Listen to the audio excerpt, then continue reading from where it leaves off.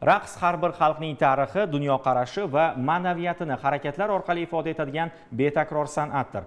O'zbek milliy raqslari orasida asrlar davomida avloddan avlodga o'tib kelayotgan, jo'shqinligi va o'ziga xos ijro uslubi bilan ajralib turadigan lazgi alohida o'rin tutadi.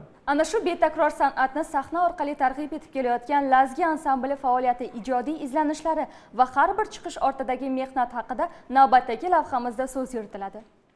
O'zbek milliy raqs san'ati haqida so'z ketganda Lazgi ashula va raqs ansambli alohida tilga olinadi. Ansambl 1957-yilda O'zbekiston Davlat filarmoniyasi qoshida Xorazm ashula va raqs ansambli sifatida tashkil etilgan. 1968-yildan e'tiboran Lazgi nomi bilan faoliyat yuritib kelmoqda.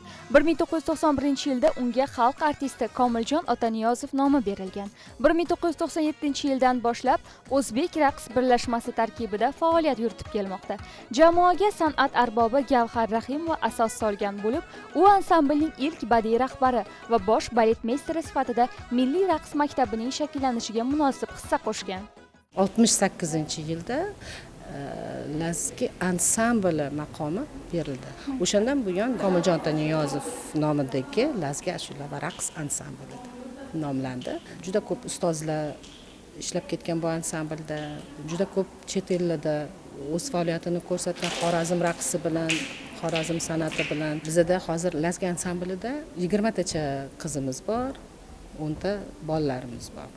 Ansambl repertuaridan Norim Norim, Orazibon, Surnay lazgisi, Xiva lazgisi kabi xalq qo'shiq va raqslari, shuningdek Xiva sayili, Xorazm to'yi, Lazgi saloma kabi vokal xoreografik kompozitsiyalar o'rin olgan. Ijodiy jamoa nafaqat milliy merosimizni targ'ib etib kelmoqda, balki o'z repertuaridan turli xalqlar madaniyatiga mansub raqslar uchun ham alohida joy ajratgan. Bitta raqsni sahnalashtirish uchun uni avvalambor baletmeyster o'z miyasida musiqaga qarab chizmasini kunlab o'ylab turib, kelgandan keyin qiz va bolalarni qo'yib, hali raqs emas, hali oddiy yurdirish o'sha chizmalarga nisbatan. Misol uchun bitta Surnay lazgimizni postanovkasiga to'g'risini aytsam 1 oy sahnalashtirganman. Xorazm raqs turi murakkab turlardan bittasi hisoblanadi. Harakatlari bilan, jilvalari bilan, texnikasi bilan juda katta farq qiladi. Chunki Farg'ona, Buxoro, boshqa davlatimizning raqslarini agar tortilib o'ynash kerak bo'lsa, Xorazm raqsini teskarisi u pastga, bo'shashib, pastga cho'kib o'ynash kerak bo'ladi. Lazgi ansambli xalqaro gastrollarda o'zbek milliy san'atini Yevropa va Osiyo bo'ylab keng targ'ib etmoqda. Jamoa 2019-yilda Qozog'istonda o'tkazilgan raqs festivalida bosh sovrinni qo'lga kiritgan bo'lsa, 2024-yilgi Lazgi festivalida faxrli 3-o'rinni egalladi.